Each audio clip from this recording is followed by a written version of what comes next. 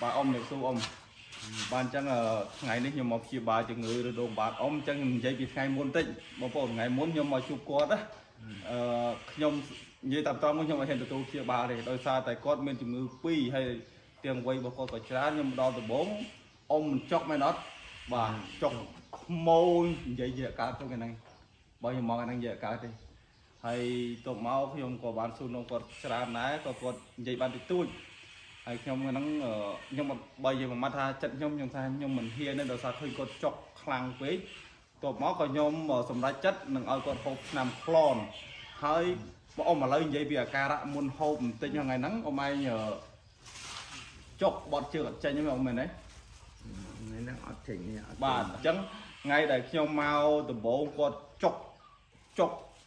ខ្មោមកកន្លែងខ្ញុំមិនហ៊ានព្យាបាលគាត់ទេដល់ពេលនេះខ្ញុំបានសម្រេចចិត្តហើយខ្ញុំលើឲ្យថ្នាំក្លនគាត់ហូបហើយក្រោយវាហូបថ្នាំក្លនហើយ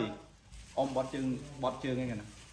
ថ្ងៃហ្នឹងមិនគាត់បត់ទេថ្ងៃហូបថ្នាំថ្ងៃហូបថ្នាំអានោះបាទបត់នេះបាទទឹកចោលថ្ងៃមកហើយចាប់ពីថ្ងៃនោះមកក៏បាននិយាយបានថ្ងៃនេះខ្ញុំនឹងចាប់ផ្ដើមព្យាបាលជំងឺរដូវបានគាត់តែប៉ុន្តែថ្ងៃនេះរវល់ច្រើនណាបងប្អូនខ្ញុំមកពីខាងស្រុករៀនស្វាយផងឥឡូវមកមើលអ៊ំនៅខាងស្រុកមេសាងវិញហើយថ្ងៃនេះអ្នកជំងឺហៅនៅកំពង់ចាមម្នាក់ទៀតថ្ងៃនេះឲ្យសិស្សទៅព្យាបាលអ្នកជំងឺនៅកំពង់ចាមនៅស្រុកចំការលើមកកន្លែងទៀតអញ្ចឹងអ៊ំកំពុងទៅហើយវ័យខ្លួនឯងចាស់ណាអ៊ំក៏ប៉ុណ្ណឹងព្យាយាមហូបឲ្យបានច្រើនឲ្យមានកម្លាំងព្យាបាលអញ្ចឹងបាទអាល្វីមិនក៏ចាទៅដែរបាទអញ្ចឹងឆ្នាំខ្ញុំអត់បាក់ហូបទេតែឆ្នាំការអង្គុយការអីហ្នឹងព្យាយាមទៅ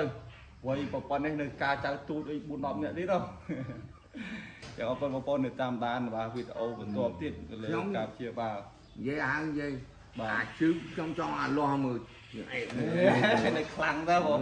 នៅខ្លាំងដែរខ្ញុំថាទឹកមកជឹកបាក់អកតិច